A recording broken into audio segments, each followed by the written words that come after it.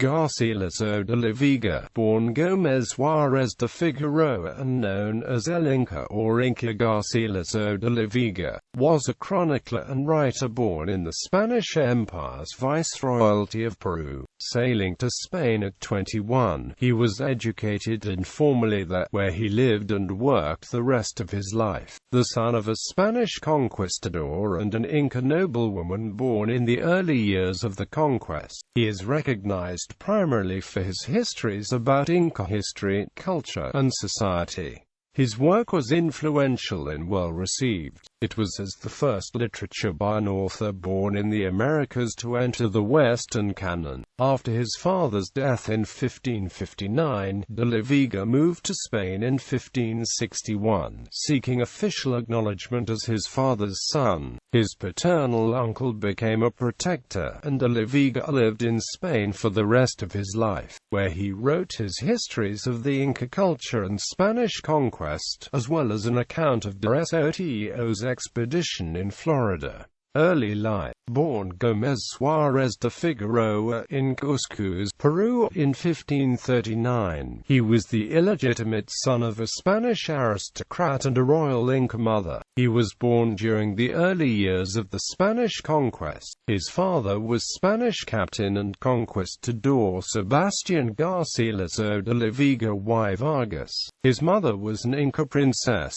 Palachimpocchio, who was baptized after the fall of Cuzco as Isabel Juárez Chimpocchio. She was descended from Inca nobility, a daughter of Tupac Hulpa and a granddaughter of the powerful Inca Tupac Yupanqui. Because he was illegitimate and the ravages of the conquest were underway, the boy was given only his mother's surname. Under the Spanish system of caste that developed, he would have been classified as a criollo and mestizo. Gómez lived with his mother and her Inca family for the first 10 years of his life. His first language was Quechua, but he also learned Spanish from his early years. His father took the boy into his household and gave him some education. Juárez de Figueroa received an inheritance when his father died in 1559. The next year, at 21, he decided to travel to Spain. When Gómez was young, his father had abandoned his mother and officially married a younger Spanish woman. De la Vega's mother Palachimpocchio married Juan de Pedroche and had 2 daughters. De la Vega's half-sisters, Ana Ruiz, married her cousin Martin de Bustanza, and Luisa de Herrera married Pedro Marquez de Galeotto. Travel to Spain. Juárez de Figueroa reached Spain in 1561 while there was still fighting in his native country under the conquest. The Spanish did not achieve the final victory until 1572. He traveled to Montilla, where he met his father's brother, Alonso de Vargas, who acted as the young man's protector and helped him make his way. The younger man soon traveled to Madrid to seek official acknowledgement as his father's son from the crown, and he was allowed to take the name of Garcilaso de la Vega, also referred to as El Inca or Inca Garcilaso de la Vega. He received an informal education in Spain. Together with his uncle's support, gaining his father's name helped him in society. Later life. He remained in Spain and did not return to his native country, now Peru. As warfare continued in the conquest, he was at political and even physical risk because of his royal Inca lineage. It is recorded that he died in Córdoba on the 23rd of April 1616, but it could have been up to 2 days earlier because of the inaccuracy of the existing documents. Personal life. He had at least 2 sons, born of relationships with different servants. One son was recorded as being born in 1570, he might have died at a very young age. With another servant, Garcilaso had a second son, Diego de Vargas, born in 1590, who helped his father copy the royal commentaries and survived him until at least 1651. Military service. De la Vega entered Spanish military service in 1570 and fought in the Alpujarras against the Moors after the Morisco revolt. He received the rank of captain for his services to the crown. Writings. He received a first-rate but informal European education in Spain after he moved there at age 21. His works are considered to have great literary value and are not simple historical chronicles.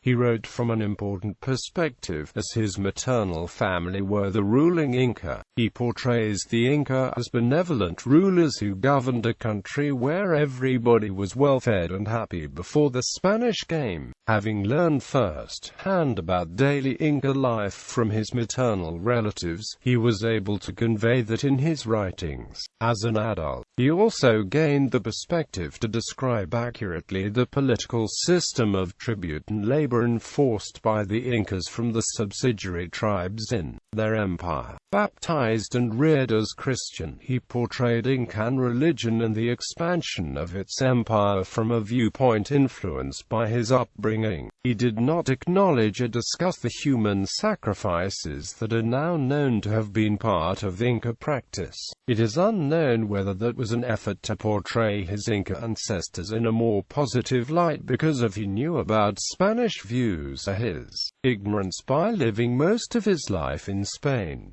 Historia de la Florida. De la Vega's first work was La Florida del Inca, an account of Hernando de Soto's expedition and journey in Florida. The work was published in Lisbon in 1605 and became popular. It describes the expedition according to its own records and information Garcilaso gathered during the years. He defended the legitimacy of imposing the Spanish sovereignty in conquered territories and submitting them to Christian jurisdiction.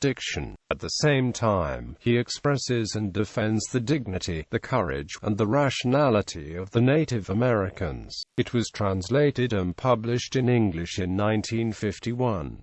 Historians have identified problems with using La Florida as an historical account. Gerald T. Milanich and Charles M. Hudson warn against relying on Garcilaso, noting serious problems with the sequence of events and location of towns in his narrative. They say that some historians regard Garcilaso's La Florida to be more a work of literature than a work of history. Langford characterizes Garcilaso's La Florida as a collection of legend narratives, derived from a much retold oral tradition of the survivors of the expedition. The Library of Congress in Washington, D.C., has these 2 volumes online, scanned from a historic French-language edition published long before English editions.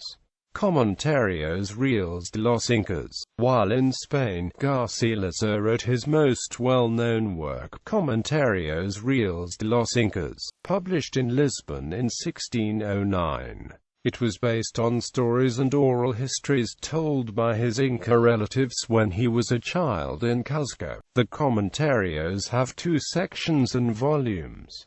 The first was primarily about Inca life. The second, about the Spanish conquest of Peru, was published in 1617.